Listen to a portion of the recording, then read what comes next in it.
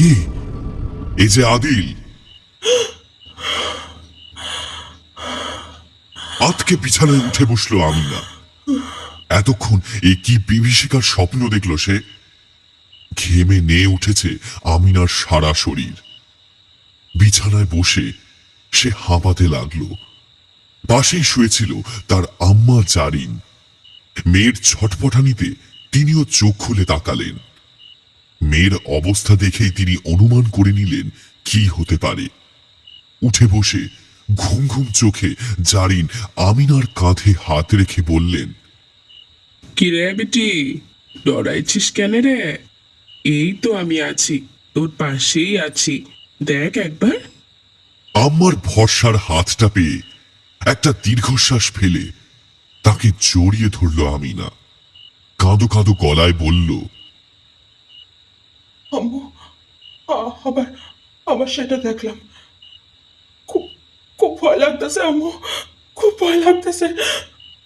এই তো আমি আছি তো, কিচ্ছু ভয় নাই, কিচ্ছু না। ও তো একখান স্বপ্ন রে, এত ভয় পাস না রে মা। হে আল্লাহ, তুমি আমার মাইয়াডারে আশীর্বাদ করো, বাসা ওরে। হায় আল্লাহ, বারকাল্লাহ। টেবিলে রাখা জলের গ্লাসটা মেয়ের হাতে দিয়ে জারিন বললেন, নে মা, এই পানিটা ধর মা, খা, নে। আমিনা ঢক ঢক করে জলটা সবটা খেয়ে তার আম্মার হাতে দিয়ে দিল। তারপর আবার নিজের জায়গায় বালিশে মাথা দিয়ে শুয়ে পড়ল। পাশে জারিন শুয়ে মেয়ের মাথায় হাত বোলাতে লাগলেন। আমিনার মনে ভয় হলেও তার চোখে ফুটেছে জল। কারণটা তার বাপ আদিল। বছর 4-5 আগে একটা পথ দুর্ঘটনায় প্রাণ যায় আদিলের। আদিলকে ছেড়ে এই সংসারে রীতিমতো একা হয়ে পড়ে আমিনা আর তার মা জারিন। পেশায় তার বাপ আদিল ছিলেন একজন নামকরা মুসলিম তান্ত্রিক। কালো জাদু, জিন এসব নিয়ে ছিল আদিলের চর্চা। ছোটবেলা থেকেই বাপের মুখে অলৌকিক সব গল্প শুনে এসেছে আমিনা। দু একবার লুকিয়ে বাপের কাজও দেখেছে। ভূত প্রেত জিন ধরা কত অদ্ভুত সব লোককে তার বাপের কাছে আসতে সে দেখেছে। বেশ কয়েকবার ভয়ও পেয়েছে, যদিও সেসব অনেক আগের কথা। বাপকে খুব ভালোবাসতো আমিনা, আর আজ সেই বাপ তার কাছে নেই। সেই আদিলের মরার পর থেকে শুরু হলো আমিনার তার বাপকে নিয়ে এমন ভয়ঙ্কর সব স্বপ্ন দেখা। রোজ না, তবে মাঝে মাঝেই এমন স্বপ্ন সে দেখে আর ভয় পায়। ওই সাদা কালো ছায়ামূর্তির দল যেন সবসময় তার কাছেই ঘোরাঘুরি করছে, যেন একটু আগে তাকে একা পেলে ছিঁড়ে খেত। আজ যদি তার আব্বু তার কাছে থাকতো, আব্বুর ভালোবাসা পেলে সে আর কাউকে ভয় করত না। আমিনার চোখ দিয়ে জল গাল বেয়ে গড়িয়ে পড়ে বালিশের ওপর।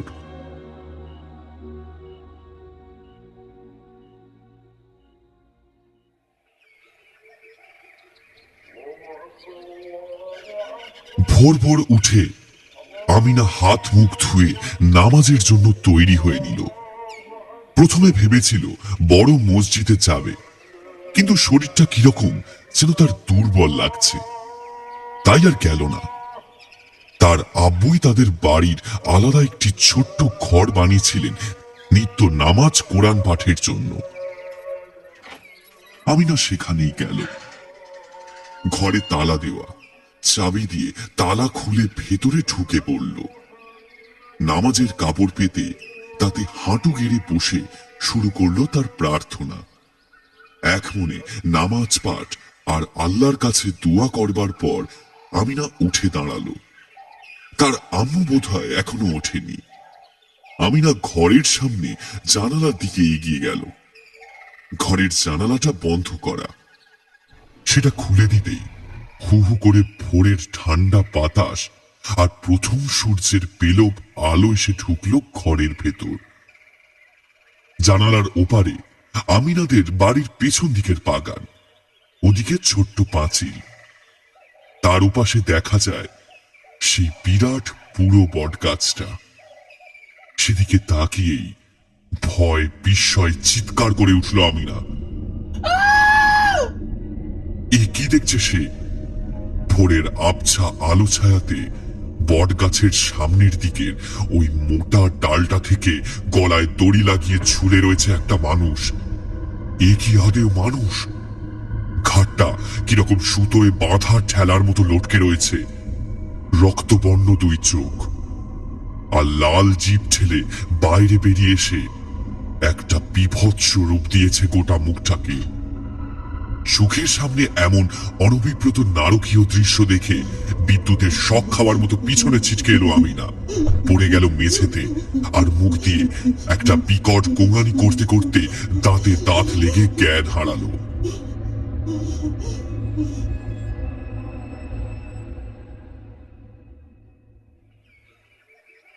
ঘুম থেকে উঠে নামাজ পড়ার ঘরের দিকে গিয়ে মেয়েকে ওই অবস্থায় পড়ে থাকতে রীতিমতো হইচই বাঁধিয়ে বসলেন জারিন। তার চিৎকার কান্নাকাটি শুনে আশেপাশের বাড়ি থেকে প্রতিবেশীরা ছুটে এলো। পাশের বাড়ির আব্দুল চাচা এসে দেখে বললেন, চিন্তার কিছু নেই, মনে হয় জ্ঞান হারিয়েছে। তোমরা তাড়াতাড়ি পানি এনে ঢালো আর মাথার কাছটা বাতাস করো দেখি। আব্দুল চাচার কথা মতো মেয়ে বউরা আমিনার চোখে মুখে মাথায় জল দিতে লাগলো। তার মা ঠায় তার শিয়রে বসে পাখার বাতাস করে গেলেন। কিছুক্ষণ পর ধীরে ধীরে আমিনা চোখ মেলে তাকালো। আস্তে আস্তে সে উঠে বসল। আব্দুল চাচা বললেন, বেটি, এখন ঠিক লাগছে? শরীরে কি কমজোরি হচ্ছে বেটি? না না চাচা, আমি আমি এখন ঠিক আছি। কি হয়েছিল রে আমিনা? তোর মাথা এমন ঘুরে গেল? রাতে কি ভালো ঘুম হয় নাই? হঠাৎ আমিনার মনে পড়ে গেল জ্ঞান হারানোর আগের মুহূর্তে দেখা সেই বিভীষিকার কথা। সে উঠে দাঁড়িয়ে ছুটে গেল জানালার কাছে। ওই তো সেই বট গাছটা। সকালের সূর্যের সোনালি আলো ওর পাতায় লেগে কি সুন্দর রোদ চিকচিক করছে, কিন্তু ওর মোটা ডালটা তো ঠিকঠাকই রয়েছে। কই, কেউই তো সেখান থেকে গলায় দড়ি লাগিয়ে ঝুলে নেই। তাহলে গেল কোথায়? নাকি আমি না ভুল দেখলো? কিন্তু ভোরের আলোয় সে এতটা ভুল দেখবে? আর তাছাড়া সে ভুল দেখবেই বা কেন? সে তো নিজের মনে উল্টোপাল্টা কিছু ভাবেও নি। সদ্য সদ্য সে নামাজ পড়ে উঠেছিল। কিছুতেই সিদ্ধান্তে আসতে পারল না আমিনা। হতভম্বের মতো বাইরে তাকিয়ে দাঁড়িয়ে রইল সে। আব্দুল চাচা এগিয়ে এসে আমিনার কাঁধে হাত রেখে বললেন, কি হয়েছে রে বেটি, বল আমাকে। আমিনা বাইরের দিকে তাকিয়ে কাঁপা কাঁপা গলায় বলল, ওখানে ও- ওই ওই বট গাছটা কেউ একটা ঝুলছিল গলায় ফাঁস লাগিয়ে। আরে পাগলি, কি বলছিস তুই? কেউ তো কোথাও নেই। কি সব অলক্ষণে কথা বলছিস সকাল সকাল? হায় আল্লাহ! চাচা, আমি আমি সত্যি বলছি, বিশ্বাস করো, আমি নিজের চোখে দেখছি। একটু আগেও ছিল এখানে। কি ভয়ানক মুখ! চাচা ব্যাপারটা বুঝতে পারলেন। তিনি জারিনকে বললেন মেয়েকে ঘরে নিয়ে গিয়ে কিছু খাবার দিতে আগে। তারপর বললেন, আমি নাকি এবার মসজিদের নামাজ পড়তে বলো, আর তুমিও ওখানে যেও। পারলে এই ঘরটা ভেঙে দাও, বুঝলে? জারিনা মুখে কাপড় চাপা দিয়ে বললেন, আল্লাহ, কিন্তু কেন? ও যে আমিনার আব্বুর ঘর, পবিত্র কোরআন, নামাজ। ভাইজান কি কাজ করতেন আমরা সকলেই তা জানি। আমি নিশ্চিত ভাইজানের মৃত্যুর পর ওনার সেসব কাজের খারাপ প্রভাব পড়েছে আমিনার উপরে। অদ্ভুত সব জিনিস দেখছি ও। আমার কথা শোনো, এই ঘরটা আমার মনে হচ্ছে ভালো না। এই ঘরের বাতাস কিরকম বদ্ধ লাগে আমার। কি জানি, তারা হয়তো এখনো এখানেই আছে। কারা? না না, কিছু না, ছাড়ো। আমিনার জন্য কিছু দানা পানি নিয়ে এসো। খালি পেটে থাকা ভালো নয় এখন।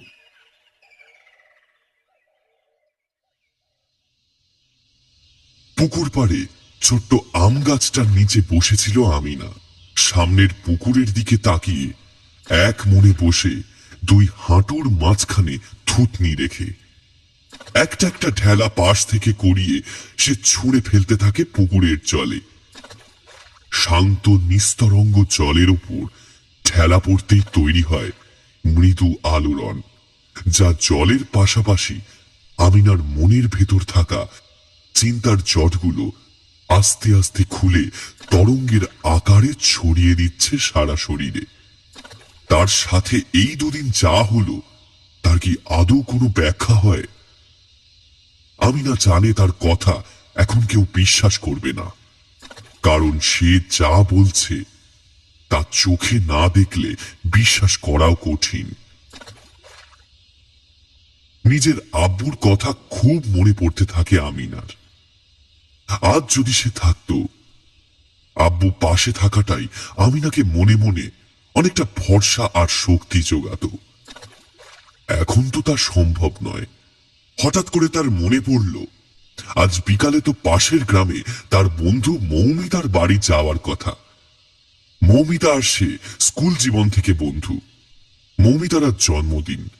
সেই উপলক্ষে সে আমিনাকে নিজের বাড়ি আসতে বলেছিল আজ বিকালে। আমিনা উঠে পড়ল। তাকে বাড়ি ফিরে তৈরি হতে হবে। দুপুর গড়িয়ে এসেছে। আম্মাকে বলে আমিনা রাজি করালো। আম্মা জারিন রাজি হলেন বটে, তবে বারবার বলে দিলেন, যদি দেরি হয়ে যায় তবে বড় রাস্তা ধরে আসবি, ওই তেঁতুলতলার রাস্তা দিয়ে কিন্তু আসবি না।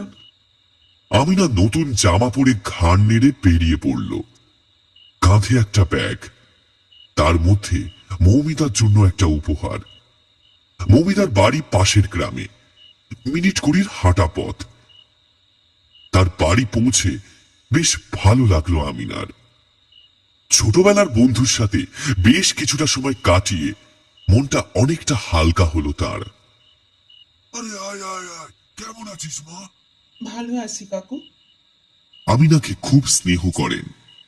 সকলে মিলে খাওয়া দাওয়া সেরে আনন্দ করে মৌমিতার জন্মদিনটা উপভোগ করার পর মৌমিতাকে তার উপহারটা দিতে গিয়ে আমিনা দেখল তার ব্যাগের ভেতর কোরআনটা নেই। তার আম্মু তাকে অনেকবার করে বলেছিল বটে ওটা সঙ্গে নিতে, কিন্তু আমিনা সেটা ব্যাগে ঢোকাতেই ভুলে গিয়েছে। ব্যাপারটা সে খুব একটা আমল দিল না।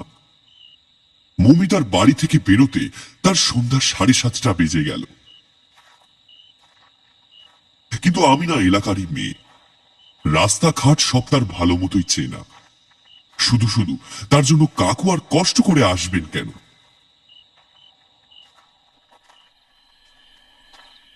আমিনা টর্চ নিয়ে বেরিয়ে পড়ল।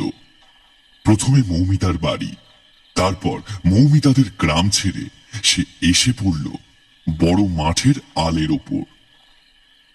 মৌমিতা আর তাদের গ্রামের মাঝে পড়ে এই চাষের বিস্তীর্ণ জমি। জমির মাঝ বরাবর মোটা আলের রাস্তাটা যেন দুই গ্রামের মধ্যে সংযোগ স্থাপন করেছে। সাবধানে এপাশ ওপাশ দেখে হাঁটতে থাকে আমিনা। আজ আবার অমাবস্যা। মেঘহীন গোটা আকাশটা অগণিত তারায় ভরা। নেই কেবল চন্দ্রালোক। দূরের মাঠের থেকে শেয়ালের ডাক ভেসে আসছে ঘন ঘন। বলা বাহুল্য একটু গা ছমছম করছিল আমিনার। যতই হোক সে একা এই নির্জন মাঠে। সে গলা ফাটিয়ে চিৎকার করলেও মনে হয় না দুই গ্রামের কেউই শুনতে পাবে।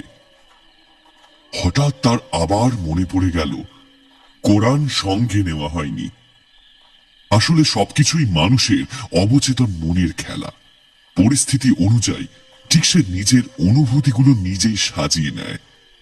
অনুকরণ, অনুসরণ এসব তো মানব মনের সহজাত প্রবৃত্তি। দ্রুত পা চালাতে লাগলো আমিনা। মাঠটা শেষ করে হাঁটতে হাঁটতে সে এসে পৌঁছালো রাস্তাটা ঠিক যেখানে দুভাগে ভাগ হয়ে গেছে। একটা রাস্তা চলে গিয়েছে উল্টো দিক দিয়ে ঘুরে, সেটা বড় রাস্তা। আরেকটা রাস্তা তেঁতুলতলা আর বনের পাশ দিয়ে সোজা তার গ্রামে ঢোকার পথ। আমিনা তার আম্মুর সাবধান বাণী মনে পড়ল। আম্মু বলেছিল দেরি হয়ে গেলে বড় রাস্তা দিয়ে যেতে, কিন্তু বড় রাস্তাটা অনেকটা ঘুরপথে, বাড়ি যেতেই অনেকটা দেরি হয়ে যাবে। দেরি হলেই তো বরং তেঁতুলতলার রাস্তা দিয়ে যাওয়ার কথা। ওটা একটু বন জঙ্গলের পাশ দিয়ে হলেও ছোট রাস্তা, সময় অনেকটা কম লাগবে। তাড়াতাড়ি বাড়ি যাওয়ার জন্য আমিনা অবশেষে ছোট রাস্তাই বেছে নিল। রাস্তাটা একটু সরু আর টেঁড়া বেঁকা। রাস্তার দুপাশে ছোট বড় বন আর গাছ। একটু সাবধানে আলো ফেলে যেতে হবে আর কি। আমিনা নিজের দিকে তাকিয়ে হাঁটতে লাগলো। হাঁটতে হাঁটতে সে এসে পড়ল সেই বড় তেঁতুল গাছটার সামনে। এই গাছটার জন্যই এই জায়গার নাম তেঁতুলতলা। আচমকা আপনা হতেই আমিনার চোখ গিয়ে পড়ল তেঁতুল গাছটার মাথার দিকে। অন্ধকারের বুক ফুঁড়ে কিরকম গাছটা বড় হয়ে উঠেছে, যেন অন্ধকারে গা মিশিয়ে দাঁড়িয়ে রয়েছে দেহধারী এক বিরাট বিভীষণ প্রেতের মতো। বুকটা কিরকম ছ্যাঁত করে উঠল আমিনার। কোথা থেকে একটা ঠান্ডা হাওয়া এসে যেন তাকে জড়িয়ে ঘুরপাক খেয়ে শুরুত করে যেন মিলিয়ে গেল তেঁতুল গাছের অন্ধকারে। কিসের একটা অদ্ভুত টানে যেন থমকে দাঁড়িয়ে গেল আমিনা। আশ্চর্য, এরকম ঠান্ডা হাওয়া দিল, অথচ তাও একটাও গাছের পাতা পর্যন্ত নড়ল না। আমিনার হঠাৎ মনে হতে লাগলো কেউ যেন তাকে পেছন থেকে অনেকক্ষণ ধরে দেখছে। শুধু দেখছে বলা ভুল, যেন অনেকক্ষণ থেকে তাকে অনুসরণ করে পিছু পিছু আসছে। আমিনা আস্তে আস্তে পেছনে ঘুরে তাকালো। নিশ্ছিদ্র অন্ধকারটা দেখে বুকের ভেতরটা ধুকপুক করতে লাগলো আমিনার। এই নির্জন প্রান্তরে সে ছাড়া আর কেউ নেই। সত্যি কি আর কেউ নেই? পাশের বন থেকে একটা শিয়াল না কিসের ডাক শোনা গেল আবার। এবার সত্যি আমিনার ভয় করছে। কপালে তার ফুটে উঠেছে ঘামবিন্দু। বোরখার কাপড়টা ভালো করে সে জড়িয়ে নিল। যদি কোরআনটাও এই সময় তার সঙ্গে থাকতো, মনে অনেকটা সে ভরসা পেত। মনে মনে একবার পড়ে নিল আয়াতুল কুরসিটা। এবার সামনের দিকে পা বাড়াতে গিয়েই প্রথমে ধাক্কা খেলো আমিনা। তার পা কিছুতেই সামনে এগোচ্ছে না। অদৃশ্য কিছু একটা যেন সব দিক থেকে চেপে ধরে রাখতে চাইছে। আমিনার বোরখার কাপড়টাও যেন একটি অদৃশ্য হাত এসে টেনে খুলে দিতে চাইছে, কিন্তু সেটাকে যতটা সম্ভব টেনে ধরে রাখলো আমিনা। চোখ ফেটে জল এলো তার। ফুঁপিয়ে কাঁদতে কাঁদতে নিজেকে সেই অদৃশ্য মায়াজাল থেকে ছাড়ানোর অনবরত চেষ্টা করতে লাগলো সে। আমিনার মনে হলো সে একবার গলা ফাটিয়ে চিৎকার করে, কিন্তু সে চিৎকার করতে গিয়েও তার স্বর আটকে গেল একটা বিশ্রী ঘ্যার ঘ্যারে চাপা হাসির শব্দ শুনে।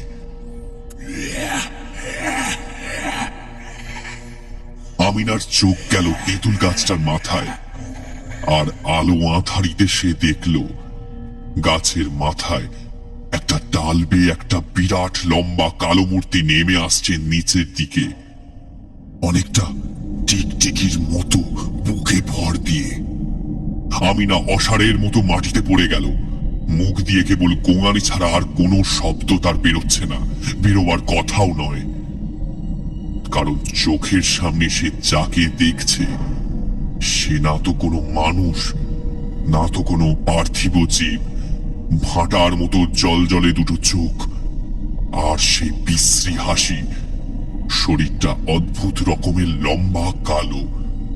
চার হাতে পায়ে ভর দিয়ে একটু একটু করে সেটা নেমে আসছে গাছ বেয়ে। ভয় থরথর করে কাঁপতে কাঁপতে দাঁতে দাঁত লেগে এলো আমিনার। বিভৎস মূর্তিটি অনেকটা নেমে এসেছে। গাছের গুঁড়ি ছেড়ে সেটা এবার লাফ দিয়ে নামার জন্য উদ্যত হয়েছে। এমন সময় আমিনা জ্ঞান হারিয়ে মাথা ঘুরে মাটিতে পড়ে গেল।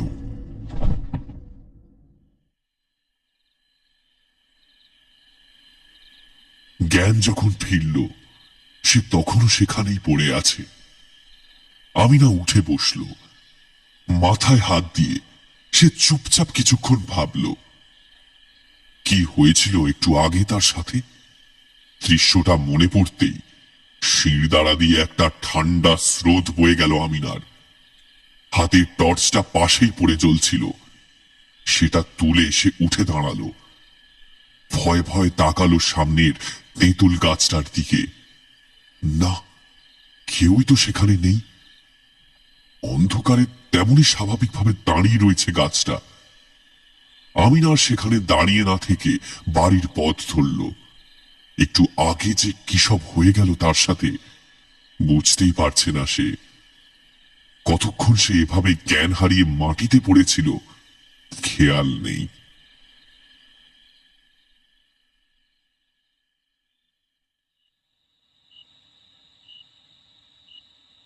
উঠোনে বসেছিলেন জারিন। দূর থেকে মেয়েকে আসতে দেখে উঠে দাঁড়ালেন। এ কি চেহারা মেয়ের! শরীর ঘামে ভিজে অস্থির, মাথার চুল কিরকম অগোছালো, জামা কাপড়ের ধুলো মাখা। জারিন বললেন, এই কি অবস্থা রে তোর? কি হয়েছিল বেটি? আর আর তোর তো দেরি হলো কেন? ও কিছু না আম্মু, বাইরে একটু গরম। রাতে আমিনা কিছু খেলো না। জামা কাপড় ছেড়ে হাত মুখ ধুয়ে স্রেফ জল খেয়ে শুয়ে পড়ল। জারিনও রাতের কাজ ছেড়ে শুয়ে পড়লেন মেয়ের পাশে। রাত তখন অনেকটাই গভীর, সকলেই গভীর নিদ্রায় মগ্ন। হঠাৎ একটা গরম হাওয়া আর শরীরের উপর ভার অনুভব হওয়াতে জারিন একটু নড়ে চড়ে বসলেন। একটু অস্বস্তি হচ্ছে তার। এদিকে ওদিকে তোমার মাথা ঘুরিয়ে শেষে ঘুম ধরা চোখ খুলে তাকালেন। ঘরের রাতবাতির আলোয় জারিন দেখলেন তার মুখের একদম সামনেই উপরে দুটো সাদা ভ্যাট ভ্যাটের চোখ আর বিভৎস দাঁতের পাটি বিশ্রী ভাবে তার দিকে তাকিয়ে যেন গিলে খেতে আসছে।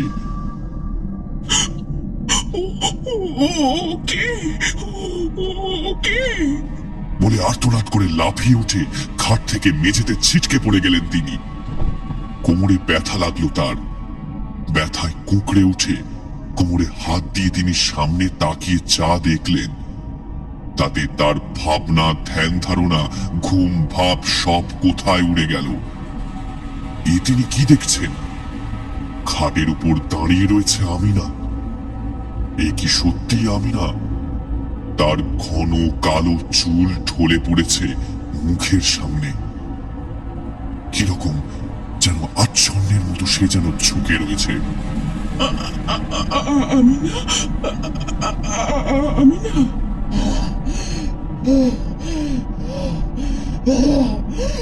মুখের উপর থেকে চুলগুলো সরিয়ে বিকট চিৎকার করে উঠল আমিনা।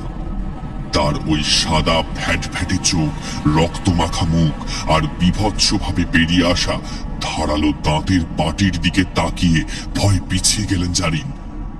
এ আমিনা হতেই পারে না, কোনো মানুষ এরকম হতেই পারে না। কিন্তু তিনি আর ওই বিভৎস মূর্তি ছাড়া কেউই তো আর ঘরে নেই। জারিন কিছু না বুঝতে পারলেও এটুকু বুঝতে পারলেন তার সামনে সমূহ বিপদ। তিনি তাড়াতাড়ি উঠে ছুটে দরজা খুলে বেরোতে গেলেন, কিন্তু এত সহজে তা হবে কেন? খাটের উপর দাঁড়িয়ে থাকা আমিনারূপী সেই বিভৎস মূর্তি খাটের পাশ থেকে একটা কাঠের টেবিলকে এক হাতে তুলে ধরে সেটা জারিনকে লক্ষ্য করে রীতিমতো ছুঁড়ে মারল। জারিন কোন রকমে চিৎকার করে ঝুঁকে নিজের মাথা বাঁচালেন। টেবিল গিয়ে দড়াম করে লাগলো বন্ধ দরজার পাল্লার উপর। ভয়ে দেওয়ালের সঙ্গে সেঁধিয়ে গেলেন জারিন। আমিনা এবার গর্জন করে খাট থেকে লাফিয়ে মাটিতে নামলো। তারপর হাঁটার পরিবর্তে চার হাত পায়ে ভর দিয়ে ক্ষুধার্ত সাপদের মতো এগিয়ে আসতে লাগলো জারিনের দিকে। ভয়ে কাঁপতে থাকা জারিনের হাত হঠাৎ গিয়ে ঠেকল দেওয়ালে ঝোলানো একটা ব্যাগের উপর। ব্যাগের মধ্যে কিছু একটা রয়েছে মনে হচ্ছে। ডুবতে থাকা মানুষ তো হাতের সামনে খড়কুটো পেলেও বাঁচতে চায়। ব্যাগে যাই থাক সেটাই অনেক। ব্যাগটা হাতে নিয়ে সেটাকে বাগিয়ে ধরলেন জারিন। সেটা তুলে ধরে মনে মনে আয়াতুল কুরসিটা বলতে বলতে কাছে এগিয়ে আসা আমিনার মাথার উপর বসিয়ে দিলেন সজোরে। আশ্চর্য, একটা আঘাতেই মেয়েটার চোখ মুখ কিরকম বুজে এলো। মাটিতে মুখ থুবড়ে পড়ে সে জ্ঞান হারালো। ব্যাগের ভিতর কি ছিল? হাত ঢুকিয়ে জারিন দেখলেন সেটা কোরআন। মাথায় ঠেকিয়ে সেটা আবার ব্যাগে রেখে তিনি তাড়াতাড়ি ছুটে এলেন অচৈতন্য আমিনার কাছে। কাঁদতে কাঁদতে কোলে তুলে তিনি আমিনাকে ডাকলেন। মা, মারে, আমি না, মা আমার। কিন্তু আমিনা সাড়া দিল না। তার মুখে জল দিলেন। অবশেষে কিছুক্ষণ পর জ্ঞান ফিরল আমিনার। তার চোখ মুখ দেখেই বোঝা যায় সে এখন পুরোপুরি স্বাভাবিক। তবে তার শরীর খুব দুর্বল, একটুও কথা বলার ক্ষমতা নেই। মেয়েকে আর না ঘাঁটিয়ে তিনি ধরে ধরে বিছানায় এনে শুইয়ে দিলেন। টেবিলটা তুলে এনে আমিনার মাথার কাছে রেখে কোরআনটা সেখানেই রেখে দিলেন।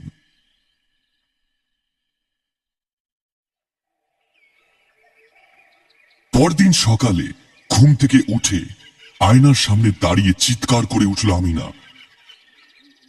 এ তার শরীরের কি অবস্থা হয়েছে! এক রাতেই যেন গায়ের রক্ত মাংস কমে অর্ধেক হয়ে এসেছে।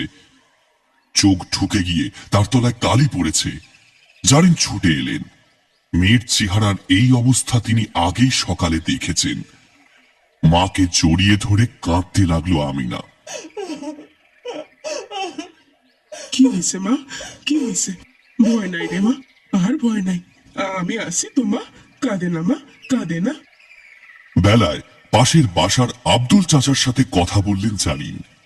আব্দুল চাচা আগের রাতের সব ঘটনা শুনে আমিনাকে দেখে বললেন, আজকে বিকালে একবার মসজিদে যেও, ওখানকার ইমামের সাথে মোলাকাত করো। জিনিসটা কিন্তু আমার একদম ভালো ঠেকছে না।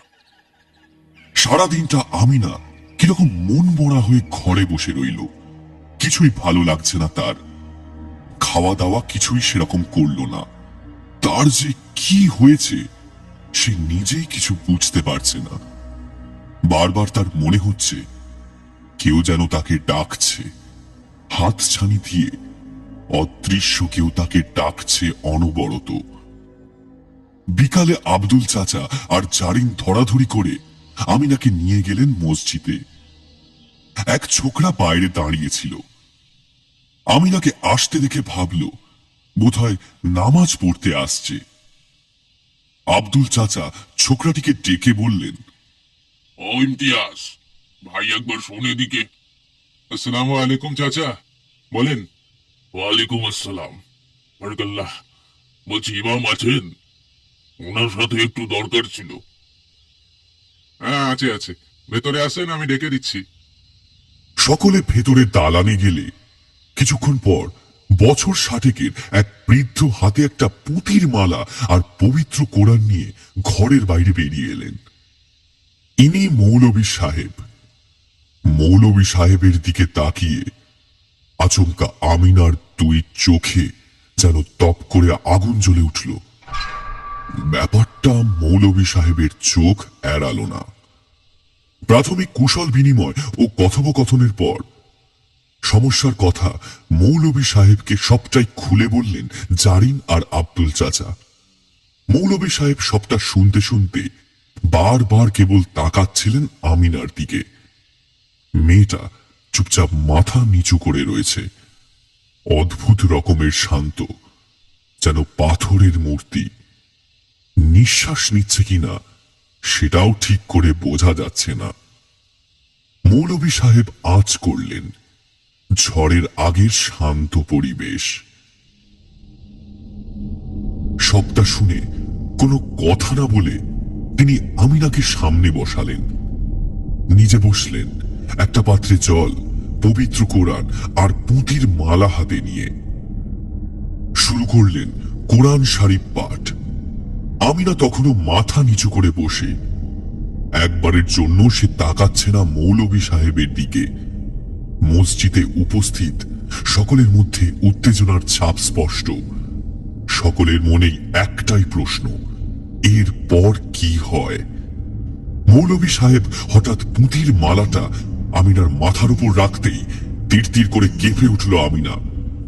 বোধহয় এই ঝড়টার জন্যই অপেক্ষা করছিলেন মৌলভী সাহেব। আমিনার চোখ মুখের অবস্থা তখন আরো ভয়ঙ্কর। নিজের জায়গায় বসে থেকেই অদ্ভুত ভাবে সে মাথা দোলাচ্ছে।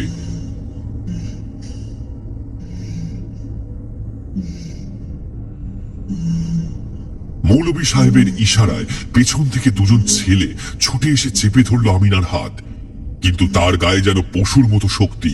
তাকে ধরে রাখা ক্রমশই কঠিন হয়ে পড়ছে।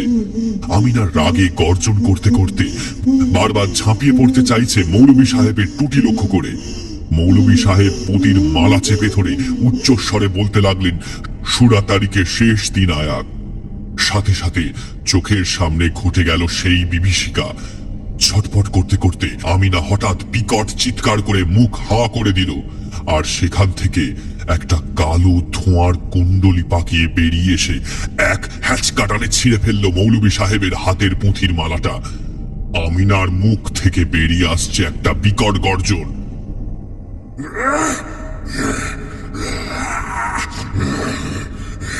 তবে সেটা তার নিজের নয়, অতৃপ্ত কোনো প্রেত পুরুষের। এদিকে নিজের চোখের সামনে মেয়ের সাথে ঘটতে থাকা এরকম নারকীয় দৃশ্য দেখে ভয়ে জ্ঞান হারালেন জারিন। ওরে মারে! আব্দুল চাচা তার চোখে মুখে জল দিয়ে জ্ঞান ফেরানোর ব্যবস্থা করতে লাগলেন। মৌলভী সাহেব দমবার পাত্র নন। তিনি তৎক্ষণাৎ পাশের পাত্রে রাখা মন্ত্রপুত জল নিয়ে ছেটাতে লাগলেন আর বলতে লাগলেন, হে আল্লাহ আমার খাল্লা, ওকে ছেড়ে দে, ওকে ছেড়ে দে। আমিনার গলার ভিতর থেকে বেরিয়ে এলো সেই বিকৃত স্বর। স্বর না বলে সেটাকে হুমকি বলাই শ্রেয়। ছাড়বো না, আমি ওকে ছাড়বো না, আমার সাথে নিয়ে যাবো ওকে। মৌলভী সাহেব তখনও নিজের কাজ জারি রাখলেন। মসজিদের এক একটা স্তম্ভ যেন মৌলভী সাহেবের পবিত্র কুরসি পাঠে গম গম করে উঠতে লাগলো। আল্লাহ, হে আল্লাহ, হে আল্লাহ আমার খাল্লা, ওকে ছেড়ে দে, ওকে ছেড়ে দে। তোকে আল্লাহর কসম, আল্লাহর রহমতে এই ভালো মেয়েটাকে তুই ছেড়ে দে, ছেড়ে দে, না তো আল্লাহ তোকে মাফ করবে না। ছেড়ে দে ওকে। সাথে সাথে ছটপট করতে থাকা আমিনার শরীর থেকে একটা কালো ধোঁয়া কুণ্ডলি পাকিয়ে উপরে উঠতে লাগলো, আর সেখান থেকে ভেসে আসছে সেই ক্রুদ্ধ গলার স্বর। পারবি না, ওকে রাখতে পারবি না, ও শুধু আমার, আমার, আমি আবার আসবো, আবার আসবো।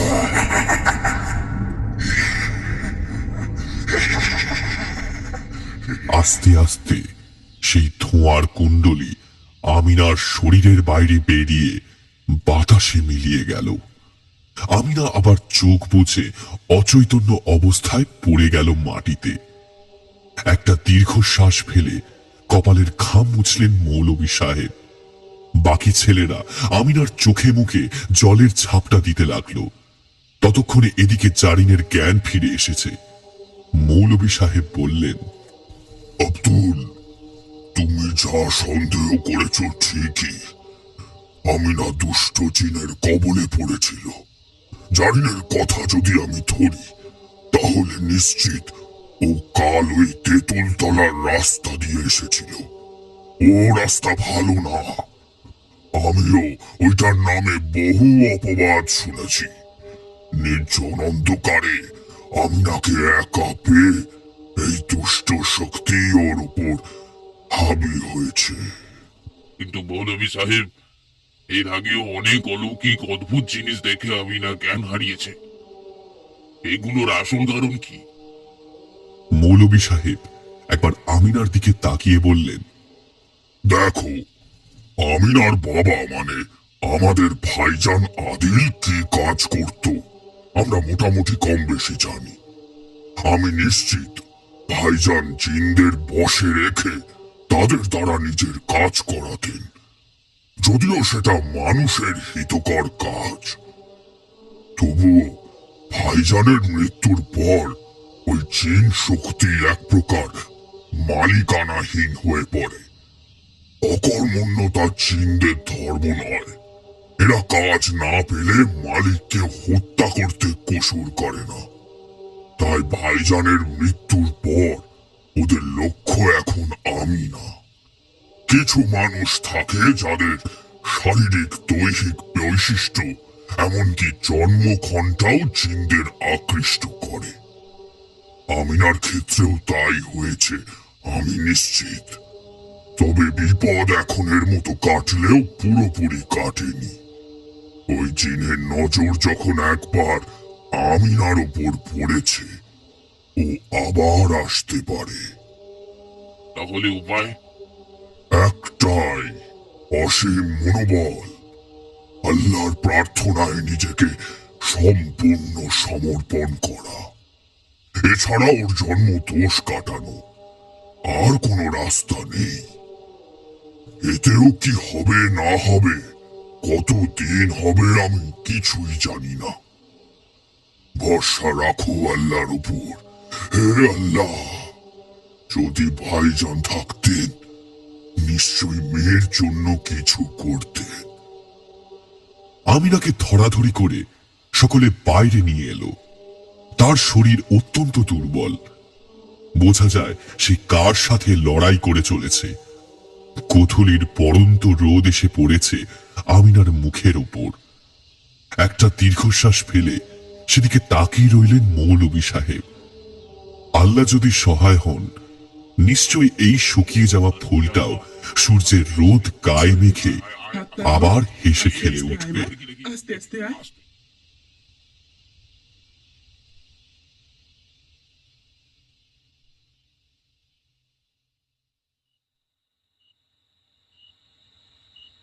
রাতে শুয়ে শুয়ে এসবই ভাবতে থাকে আমিনা। মাঝে মাঝে যে তার কি হয়।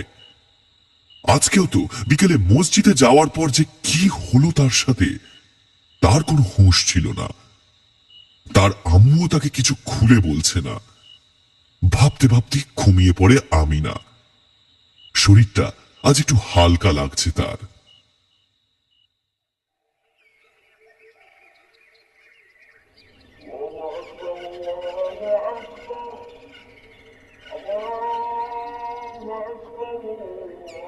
খুব ভোরে আবার তার ঘুম ভাঙল। আজানের সময় হয়েছে। আমিনা উঠে হাত মুখ ধুয়ে নামাজের কাপড় পরে এলো তাদের সেই ছোট্ট প্রার্থনা কক্ষের সামনে। তালা খুলে ঘরে ঢুকল। ঘর অন্ধকার। আলোটা জেলে নামাজ পড়তে শুরু করলো আমিনা। তবে একটু পরেই একটা অস্বস্তি হতে শুরু করলো তার। কিন্তু পাছে নামাজে ব্যাঘাত ঘটে সেই ভয়ে সে ঘুরে তাকালো না। কিন্তু শেষটায় আর থাকতে না পেরে ঘুরে তাকালো আমিনা। এটা কে তার পেছনে? আপাতমস্তক কালো আলখাল্লায় ঢাকা একটা বিরাট মূর্তি দাঁড়িয়ে রয়েছে তার পেছনে। না ভুল, একটা না, থেকে থেকে চারদিক আরো এমন ভয়ঙ্কর কালো কালো মূর্তি এসে ঘিরে ধরলো আমিনাকে। সকলের মাথা প্রায় ছাদে গিয়ে ঠেকেছে। কিরকম যেন হাওয়ায় ভেসে রয়েছে তারা। তাদের আলখাল্লার নিচের ছেঁড়া ছেঁড়া অংশগুলো হাওয়ায় ভাসছে।